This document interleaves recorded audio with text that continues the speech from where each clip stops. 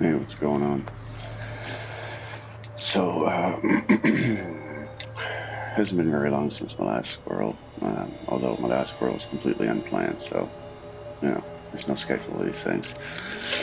But, last time I did a solo squirrel, I did promise that I'd hit up the difficult and convoluted topic of, mine spiders. And that's just a term. I don't know where it came from, or who invented it, or whatever, for a certain sort of, go away, Lester, experience or encounter that people tend to have while on mushrooms. The ones of the magical variety. So, this squirrel's going to be extra difficult. It's probably going to be a multi-parter. And for the next little while, my solo squirrels are going to be a continuation of this, because I really don't think I can get it done in, a single squirrel. Or maybe even two squirrels, might be three, I don't know. I've never really tried to talk about this with anybody, or kind of share the whole story. And of course, for anybody who hasn't had that kind of experience, and I guess I should put some kind of disclaimer, I'm not endorsing or condemning that kind of experience.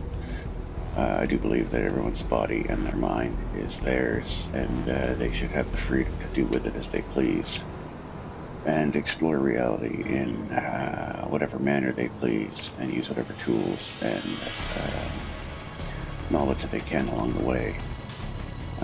There is risk, of course, there's risk in crossing the street, both ways. You might get hit by a bus, so take responsibility for your own life, your own actions, and remember that in some cases your own life and your own actions do not operate independently from those around you. You might have people who depend on you, who like your presence, who like having you around, so don't be an idiot.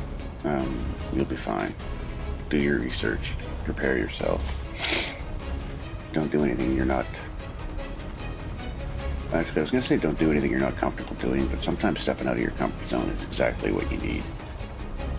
Just, if you want to be a race car driver, well, wear a helmet and wear a 5-point harness. You want to go parachuting, learn how to do it properly, and you'll be fine, probably. You want to ride a motorcycle, great. Use caution, keep your head about you. You'll probably be okay. But there's no accounting for the other idiots on the road, so... You know what I'm saying? You kind of get the idea. There are risks in everything in life, and usually the funner something is, the more risks there are to it. But if you're not a complete jackass, for the most part, you can mitigate those risks. Sometimes it's just shit all you can do about it. People fall down, break their necks, and die taking a shower, Some people have heart attacks taking a shit, so who knows how you're going to go out. But you're going to go out anyway. It's inevitable. Your body's going to cease to function at some point. And I think, it's very important that people prepare themselves for that mentally, spiritually, I suppose. Now, I'm not saying anybody prescribed to any particular religion, although I am suggesting that you learn about as many as you can, because there are similarities. They do speak about things that are perhaps genuine experiences that one can have while experiencing this whole human condition thing. And they may very well have explanations and correlations that can be explored with science. We haven't got to that point yet, And you got to remember that hundreds or thousands of years ago, people didn't have the language to describe things and experiences that they had in the sort of scientific lingo and syntax that we have nowadays that tends to be the common language for describing strange things, or for asking questions about things that we don't have the answers for. So there's kind of the first little side path I had to go down before I even started talking about this. Kind of give you perhaps a perspective or a mindset to begin from, or to listen from. I don't know. If you'll take a look over my left shoulder, you'll see something that is funny. I don't know if it's ironic or not, but it was enough to distract me. So, graffiti squirrel. Maybe I should start a counter in the corner for squirrels now. You know what? That's annoying because I'll forget to do it and it won't be consistent. So, nevertheless, I've been squirreled. So, mind spiders. Now, if you've encountered something that you think fits the bill, and you've heard that term just now, you've probably done a weird little shudder. It's not exactly fear. It's not exactly bad memory, but it's an intense one. Because there's something deep inside of you that can't shake the feeling that this thing you encountered that fits somehow the description of mind spider so well it makes you shudder was definitely not just a flight of your imagination brought about by the interactions between a naturally occurring fungus and your own biology. Now, are these things the mushrooms? You know, do they somehow interact with this reality by producing a spore, okay, that's too many producings. Do they interact with this reality intentionally through this sort of fungal growth that has this effect on the sentient mind, on a non-biological mind, complicated enough to house sentient consciousness?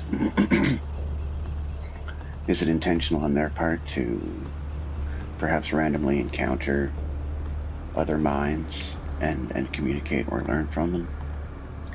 I don't know. Is that the purpose, or is that simply a possibility that occurs when you go on a deep shroom journey? Because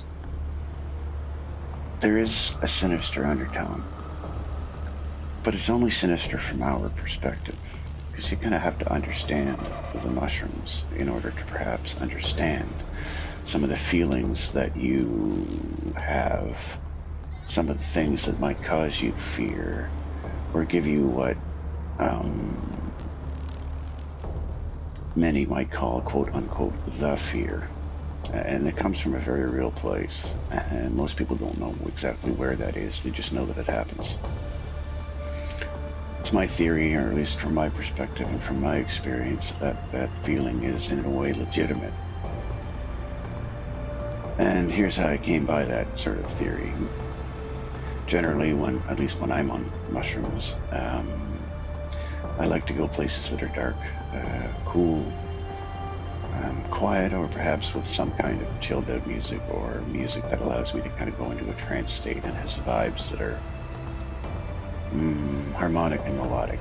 You know, it's not the sort of thing I like to listen on, like to do and listen to like metal or something. I love metal, don't get me wrong, but not when I'm on mushrooms. Pink Floyd?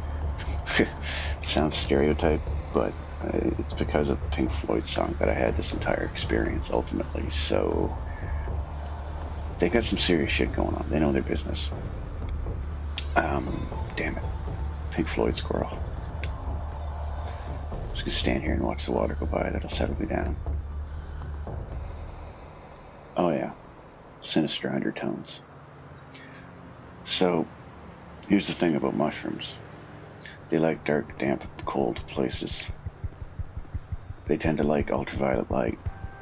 So if you're somewhere with black light, or purple light, or blue light, or lower end of the spectrum light, actually no, sorry, that would be upper end of the spectrum light. Higher vibrational light, because it puts you into a higher vibrational state. But again, that's a side effect that may or may not be intentional. I'll go back to the sinister aspect. That's where mushrooms like to grow. Mushrooms like to grow in rotting things. A dead body is a lovely rotting place for mushrooms to grow. They really do grow quite well in the body of a corpse. It doesn't matter what kind, any animal will do.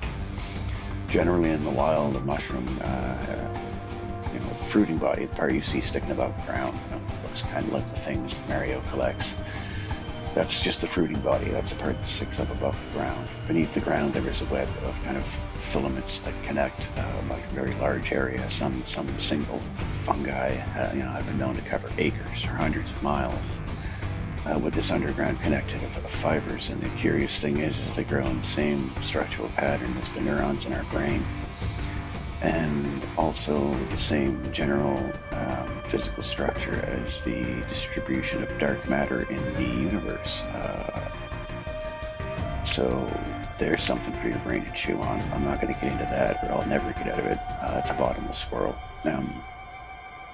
Shit. Dark matter squirrel. Oh, right.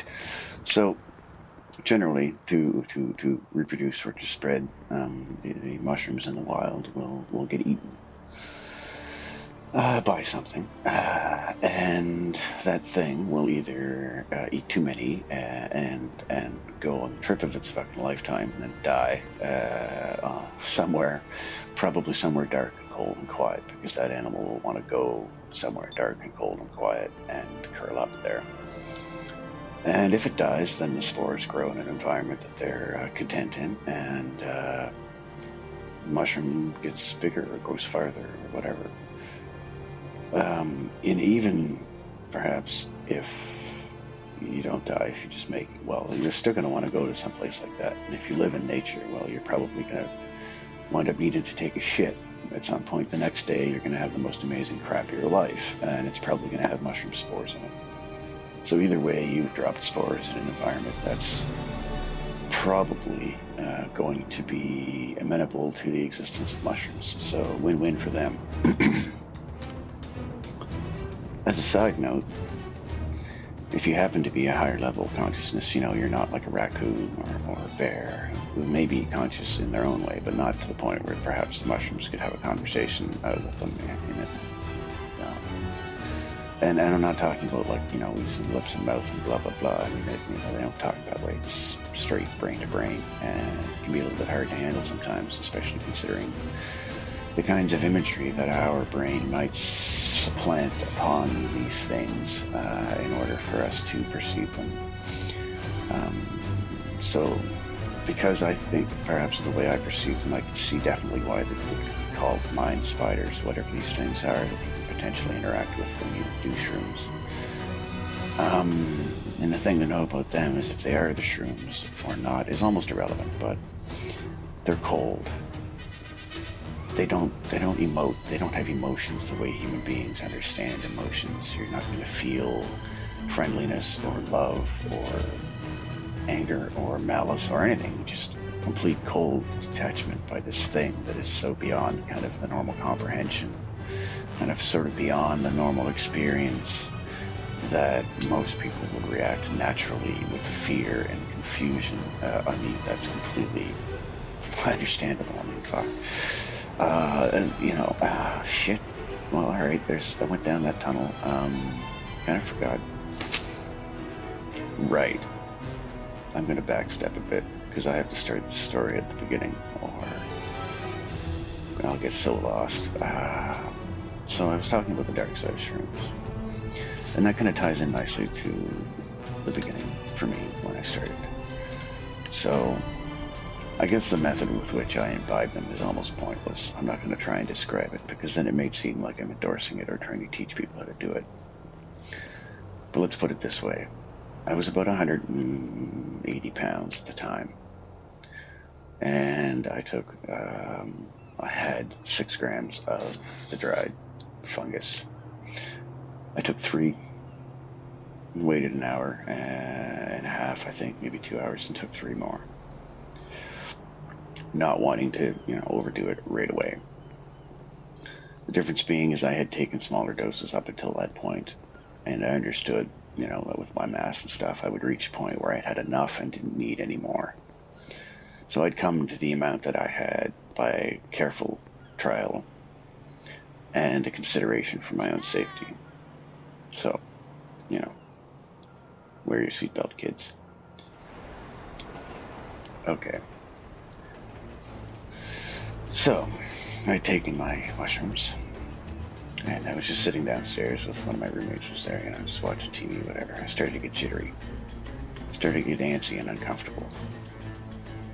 Kind of like I don't know, you're walking down an uncomfortable part of town, perhaps, and you start to notice that there's someone walking behind you. You get that feeling like maybe you'd like to be somewhere else, or somewhere safer, or something. Of course, I was in my own living room with a friend of mine, so anything I was experiencing was purely subjective. But knowing I would begin to experience this, and that there was a very real reason I was experiencing this, you see, I had ingested a toxic substance. I mean, they're not highly poisonous, but they are poisonous, and they do have a negative effect on your body, which is why it's not a good idea to take too many or take it all the time. So anyway, my body's like, oh, you put something in me that you shouldn't have, because, you know, this thing you put in me, if you eat enough of it, is going to make me die. And that goes back to that whole mushroom reproduction thing I was talking about. So your body's kind of having this natural reaction. It starts to maybe pump a little adrenaline into yourself. Your heart rate goes up. You might sweat a bit. But the difference is I knew why all this was happening. And I also knew that I hadn't eaten enough to cause me any real harm. So I was able to combat this feeling, knowing A, where it came from, and B, that it was not something I needed to pay attention to. My body was sending off alarm signals and alarm bells trying to tell me that something was wrong, and I was saying, yes, I know, I hear you, don't worry, nothing's actually wrong, so chill the fuck out. So I went upstairs, crawled in bed, lights off. I think I just had like a lava lamp going. Yeah, I have a lava lamp, or I did. Whatever. Bite me. They're cool. They had a nice ambient lighting. So I just chilled out. I put some headphones on, and I can't remember what I was listening to. Just some random trancey kind of quiet ambient music, Nothing too intrusive, but something that I could kind of latch my brain onto and give me sort of something to ride into the nether. I don't know. So, yeah, my body started to I started to actually kind of twitch because the adrenaline was kicking in. It's almost like you're cold, you're shivering. So I was in somewhere warm, listening to music. And eventually my body settled down and stopped sending me alarm bells. And my body just sort of went numb. That's one thing mushrooms do, is they sort of stop you from feeling your body. So, that leads again back to them kind of wanting to reproduce and having your body potentially die somewhere convenient for them. And if you can't feel your body, then you might ignore some of its alarm signals telling you you're in trouble and need to get somewhere else. But again, I took enough and I knew enough that wasn't an issue. I just had to wait for that moment to pass, settle down. So with some relaxation techniques, some breathing techniques, I began meditating to music purposely while on magic mushrooms. And that's the important difference. Could one call this recreational? Sure. I was having a great time. And I was about to have one of the most unusual and memorable experiences of my life. So if you consider that recreation, then yeah, okay, sure, I was recreating. But I had a purpose. I was intentionally entering into this electric mind state to see what I could see, to play with it, to push the boundaries, to play with the buttons, and to see where a conscious mind could take it. And also, and then the tricky balance to find is to be able to do that, but still not force the experience, to let it take you where it takes you, to let the music form the imagery in your mind, and you simply play with it. This is almost impossible to describe exactly what happened for me, but imagine if your body was completely fluid and could be shaped whatever way you want. And sometimes a simple hand gesture in your real body, not to make the other one sound unreal, but I mean like in your physical body, movement of a hand or an arrangement of your limbs or an environment can aid the feelings of this fluid body in the state that you're in, or maybe in, or that I was in. My eyes were closed, of course. And I began thinking about certain things and exploring these ways of shaping my form and flowing into and out of space, and the spaces between molecules, and I could zoom in on stuff, and it wasn't like I was zooming in with by getting closer to it. It was just like it was getting bigger and bigger and bigger until I was right up smack to it and straight down into the subatomic level if I felt like it, and could travel from one place to the next simply by the associations those particles and molecules had or were having or had once had with each other. And I discovered that perhaps that was one way in which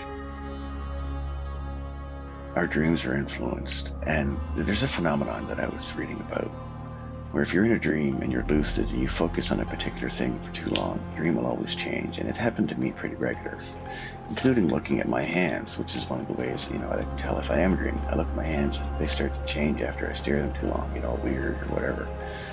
I know I'm dreaming. Same thing happens on shrooms.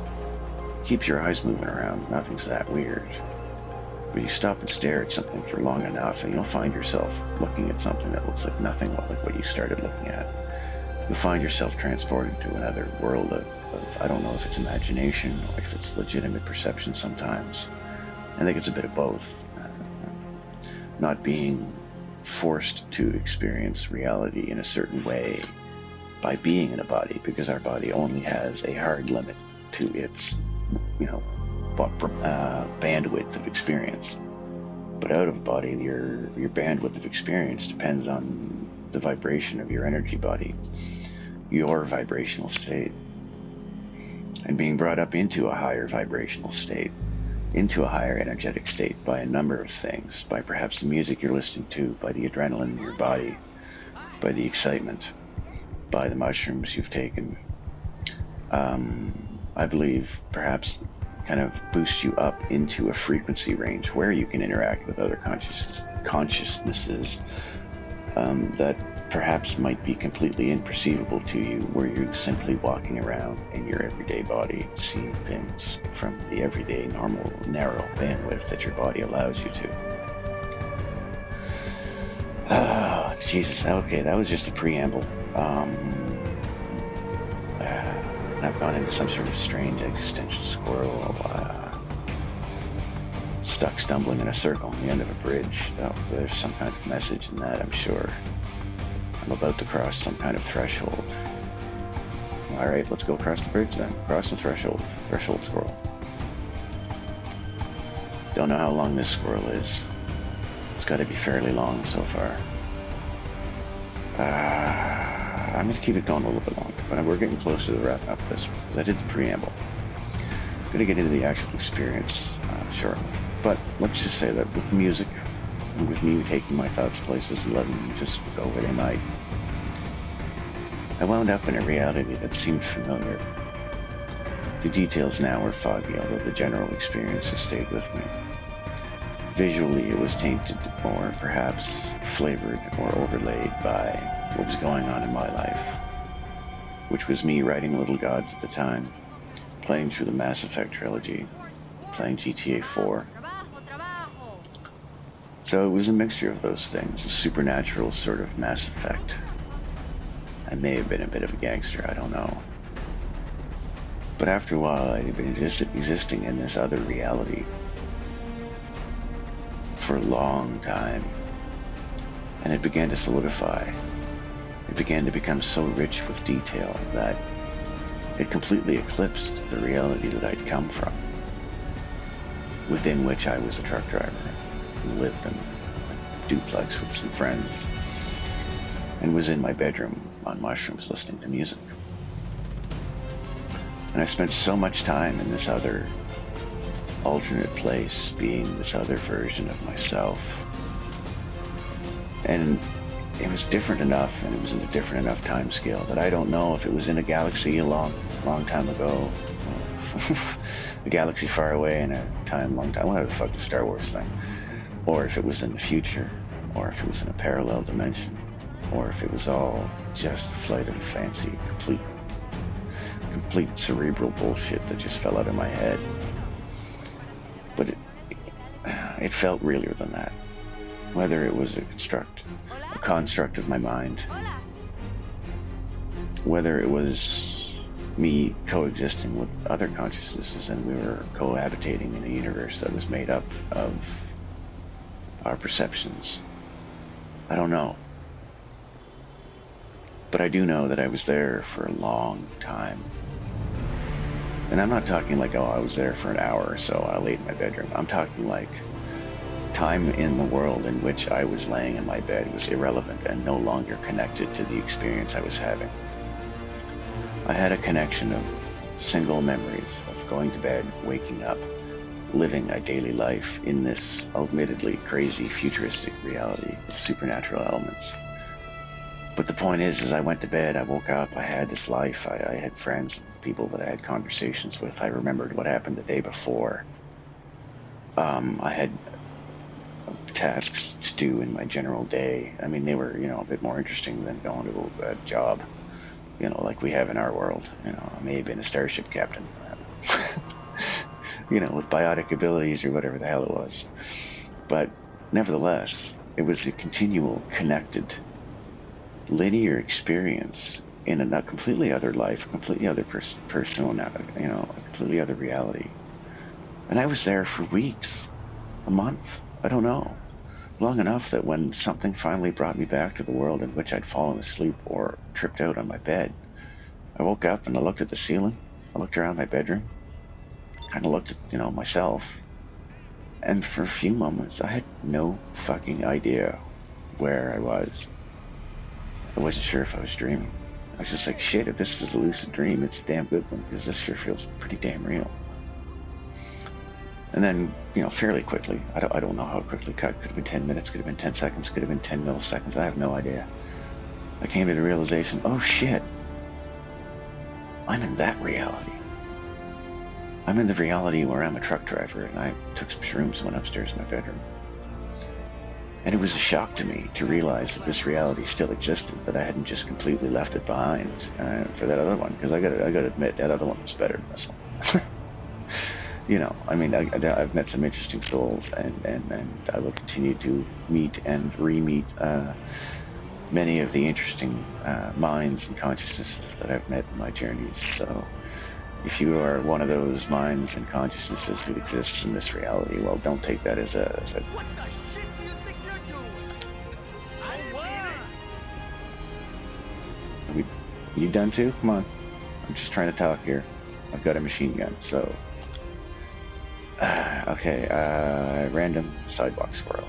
Fuck me sideways. So yeah. So I wake up into this reality, which for most people is the only reality. And I didn't recognize it. I had no idea. I did recognize it. And I got to admit, I was highly disappointed to realize that I was back in this reality, because it tends to be pretty inflexible. It is the way it is. There's not a whole lot that a single mind can do to change it. Now that might sound defeatist. It might sound against the whole philosophy that many people have of your mind can change the world. Well, yeah, it can, but it's a lot fucking easier when everybody's playing the same game. We all put our minds to it, work together, and change reality. We're going to find very quickly that we can evolve beyond this and change it with our very simple act of all thinking in a like manner. But it has to boil down to the point where we all get to the same fundamental cares and desires and values, where we realize that each individual consciousness should be guided along its journey and not hindered, and that it can be done so without hurting one another and fighting with the resources that we have. We don't have to breed like mindless animals and continue to pollute the planet with more uneducated, helpless minds that simply drain resources and make it harder for the rest of us. Our only hope, really, to continue as a species is to enlighten each other and ourselves to the point where we can go beyond our simple physical forms without the need of technology that rapes the earth for precious resources that cause more toxic emissions. And boy, oh boy, did I ever go down a fucking squirrel there. You know what? I think that's enough for this episode. I came back to this reality, had a bit of a moment, had a drink of Kool-Aid. And I guess that was the end of that. I don't have very long. I don't know. I've only got half an hour limit. So next squirrel, Mind Squirrels Part 2. I go downstairs. Dun dun dun dun dun. Sounds impressive. See you then.